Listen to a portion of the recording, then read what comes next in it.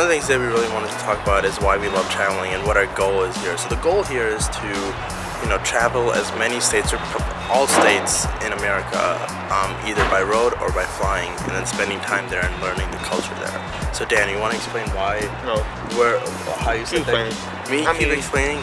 Alright, well, that was the reason why we started out. So traveling as many states as we can, either passing it by or staying there or eating there, whatever the case may be. My goal before I die is to step foot in every single state in the country. Every single state in the country, right? And then we'll move on to different countries.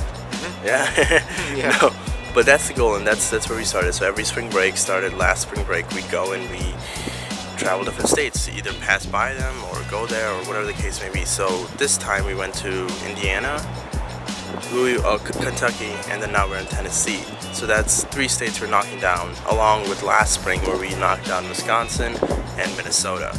So, we're getting the Midwest done with, and then next year maybe go to the East or the West Coast and get those states done. So, it's going to be fun, it's going to be great, and we hope to accomplish our goal of, going to every single state possible.